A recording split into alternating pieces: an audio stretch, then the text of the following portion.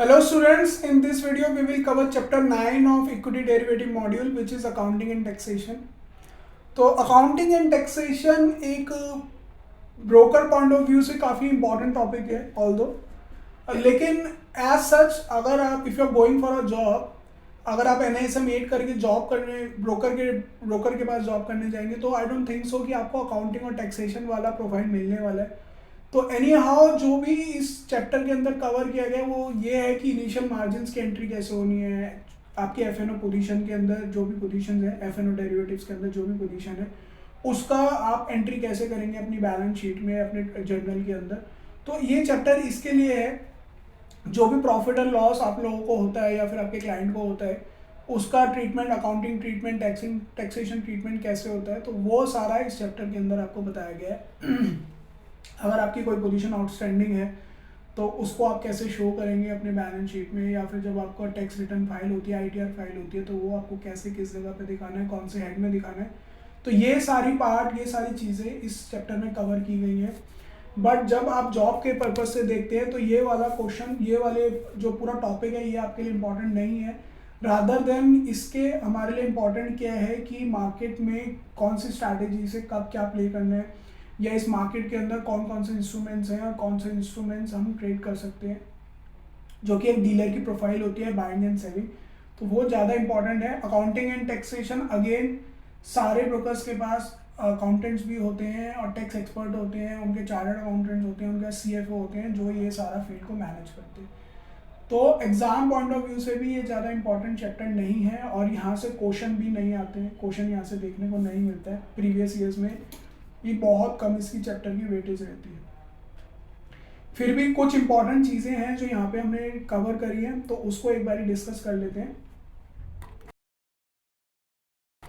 तो first of all accounting of transaction in different securities is done as per the accounting standard, ठीक है, which is being specified by the institute of chartered accountant of India. तो ICAI है, institute of chartered accountant, जो chartered accountants की regulatory body है, उनकी recommendation से accounting standard बनाए गए हैं. अकाउंटिंग स्टैंडर्ड क्या होते हैं, जो ये बताते हैं कि अकाउंटिंग ट्रीटमेंट कैसे होना है, एक पर्टिकुलर इनकम का, एक पर्टिकुलर एक्सपेंस का, या फिर जो भी पर्टिकुलर ट्रांजैक्शन है उसको अकाउंट्स में कैसे दिखाना है, वो आपको institute of chartered accountants of India recommend करता है और उसके अकॉर्डिंग सारी चीज़ें होती हैं. सो अगर आप इसमें इंटरेस्टेड हैं तो you can actually go through the NISM study material and you will get the in detail explanation how they have mentioned over there and how things are being done through various transactions, ठीक है. सो यहाँ पे जो main part है वो है taxation of derivative transactions in securities. और यहाँ पे इसके में हमने क्या लिखा है कि 2005-2006 से पहले जो डेरिवेटिव्स की इनकम थी, यानी जो फ्यूचर एंड ऑप्शंस के थ्रू जिन भी लोगों को प्रॉफिट या फिर लॉस होता था, that profit and loss used to be considered as a speculative loss and profit. Speculative transaction माना जाता था. फ्यूचर एंड ऑप्शन में अगर आप ट्रेड करते हैं तो that will be considered as a speculative transaction. और स्पेक्यूलेटिव ट्रांजैक्शन के जो ट्रीटमेंट होता है, अकाउंटिंग और टैक्स ट्रीटमेंट होता है, वो अलग होता है. जो उसका प्रॉफिट होता है वो स्पेक्यूलेटिव लॉस से ही सेट ऑफ होता है. तो इसलिए 2005 के बाद इन्होंने यहाँ पे चीज़ों को चेंज करा और इन्होंने मान के चले कि ये FNA जो है ये स्पेक्यूलेशन के लिए नहीं है, ये बिजनेस इनकम भी जनरेट करता है थ्रू हेजिंग या आर्बिट्रेजिंग. तो क्यों इसको स्पेक्यूलेटिव में लाएं, क्यों ना हम इसको बिजनेस इनकम कर दें. तो 2005 के बाद इट्स स्टेटस गॉट चेंज और इसको बिजनेस इनकम में कंसिडर किया जाने लग गया. तो FNO से आज की तारीख में जिसको भी इनकम होती है वो बिजनेस इनकम में आता है और FNO की ट्रेडिंग का जो टर्नओवर होता है वो आपका बिजनेस इनकम हो गया. और उसके बाद जो प्रॉफिट आपको आ रहा है तो वो आपका बिजनेस प्रॉफिट हो गया. और ये कौन से हेड में आएगा, profit under the head, profit and gains under the head of business, है ना, PGBP जिसको बोलते हैं, बिजनेस एंड प्रोफेशन, ठीक है. So as to exclude transactions in derivative carried out on a recognised stock exchange, जो भी स्टॉक एक्सचेंज से के थ्रू आपने फ्यूचर एंड ऑप्शन में ट्रेड करा है वो यहाँ पे एक्सक्लूड कर दिया गया. This implies that income or loss on a derivative transaction which are carried out on a recognized stock exchange is not taxed as a speculative income or loss. अब यहाँ पे speculative income और loss की तरह treatment नहीं आएगा. Thus, loss on derivative transaction can be set off against any other income during the year except the salary income. अब मान के चलिएगा आपको 1 लाख का लॉस आज की तारीख में FNO ट्रेडिंग से हो जाता है, ठीक. तो आपका लेकिन ओवरऑल और बाकी हेड से मान के चलिएगा, आपको और भी बिजनेसेस हैं वहाँ से आपको 10 लाख का प्रॉफिट आ रहा है। आपको अदर इनकम्स भी हैं, एफडी इनकम्स या कुछ भी है, वहाँ से 5 लाख का प्रॉफिट आ रहा है, तो आपको टोटल 15 लाख का प्रॉफिट आ रहा है। लेकिन एफ एंड ट्रेडिंग से 1 लाख का लॉस है, तो 1 लाख का लॉस अगर आप यहाँ से आप सेट ऑफ कर सकते हो, तो आपका टोटल इनकम क्या आ जाएगा, 14 लाख रुपए, और अब आपको टैक्स 14 लाख के साथ देना, बस एज सिंपल एज दैट। तो 2005 से पहले क्या होता था, ये स्पेक्यूलेटिव में आता था, तो स्पेक्यूलेटिव इनकम जो है वो स्पेक्यूलेटिव लॉस से ही सेट ऑफ होती थी। तो अब किसी इंसान को अगर स्पेक्यूलेटिव लॉस है ही नहीं तो वो सेट ऑफ कैसे करेगा, तो सेट ऑफ नहीं होता था और उसको टैक्स देना पड़ता था। तो अब यहाँ पे आप किसी भी हेड से कर सकते हो, आपको अदर बिजनेस इनकम से हैं तो वहाँ से भी सेट ऑफ कर सकते हो, अगर आपको रेंटल इनकम है, rental income house property income है तो वहाँ से कर सकते हो, अदर इनकम से कर सकते हो, लेकिन सैलरी इनकम से अभी भी नहीं कर सकते। और मान के चलिएगा अगर आपके पास कोई भी इनकम नहीं है तो आप इसको कैरी फॉरवर्ड कर सकते हो 8 सालों तक, आने वाले 8 सालों तक इस लॉस को आप कैरी फॉरवर्ड भी कर सकते हो। 8 सालों में हो सकता है आपको कोई और इनकम हो जाए तो आप तब उसको सेट ऑफ कर लेना, आप प्रीवियस इनकम तब भी सेट ऑफ कर सकते हो, ठीक है।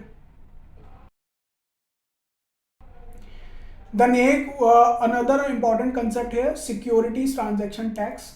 देखिए अगर आप स्टॉक्स की बात करते हैं, स्टॉक मार्केट की बात करते हैं तो वहाँ पे एसटीटी लगता है, और अगर आप कमोडिटीज़ के फ्यूचर्स एंड ऑप्शंस की बात करते हैं तो वहाँ पे सीटीटी लगता है, कमोडिटी ट्रांजैक्शन टैक्स, ध्यान रखिएगा। स्टॉक मार्केट में एसटीटी लगता है, कमोडिटी मार्केट में सीटीटी लगता है।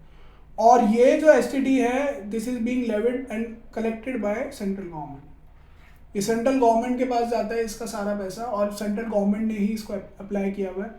तो is levied on every purchase and sale, हाँ किसी भी तरीके की ट्रांजैक्शन है स्टॉक मार्केट में, चाहे आप शेयर खरीदो, चाहे फ्यूचर खरीदो, चाहे वो आप ऑप्शन खरीदो, जब भी आप कोई भी अपनी डिलीवरी बेचोगे, कोई भी कॉन्ट्रैक्ट को बेचोगे तो अब आपको एसटीटी देना पड़ेगा। तो ज़्यादातर ये सेलिंग पे ही लगता है, बाइंग पे नहीं लगता है, सेलिंग पे। Whenever you are selling an instrument you have to pay the STT, और किसी भी तरीके की ट्रांजेक्शन में you have to pay it. तो sale of an option contract आपको देना पड़ेगा, सेलर को देना पड़ेगा 0.05% ऑफ द टर्नओवर। ये टर्नओवर का है, ये टर्नओवर का है, प्रॉफिट का है, प्रॉफिट और लॉस का नहीं है, टर्नओवर। तो टर्नओवर का आपको ये फिगर्स आपको याद रखनी है, पेपर में ये पूछी जा सकती है, ये फिगर्स आप याद कर लीजिए, ये टर्नओवर का है। तो जितना भी आपने प्रीमियम लिया होगा वही आपका टर्नओवर है। मान के चलिएगा सेलर हुआ, आपने 2,500 रुपये का प्रीमियम रिसीव करा है, तो 2,500 रुपये के टर्नओवर पे आपको ये वाला देना पड़ेगा। फिर sale of a futures in securities आपको 0.01%, अगेन फिर टर्नओवर पे है 0.01%। और यहाँ पे sale of an option in securities where option is exercise, again 0.125 purchaser को देना पड़ेगा। अगर आपने डिलीवरी ले ली है, ऑप्शन कॉन्ट्रैक्ट की डिलीवरी ले ली है, तो जो डिलीवरी जिसने ली है, परचेज करी है, उसको भी ये वाला एसटीटी देना पड़ेगा। क्यों? क्योंकि एक्चुअली में ट्रांसफर हुआ है, ट्रांसफर ऑफ एसेट हुआ है, तो ट्रांसफर ऑफ एसेट की वजह से आपको ये पे करना पड़ेगा। तो ये वाली जो थ्रेशोल्ड है, ये जो लिमिट है, आपको ये याद करके रखनी है, ठीक है। तो इस चैप्टर में यही 2 इंपॉर्टेंट टॉपिक्स थे आई गेस, और अगर आपको अभी भी इन डिटेल समझना है तो you can always refer NISM workbook, ठीक है। That's it for today's class, will discuss the new topic in next video.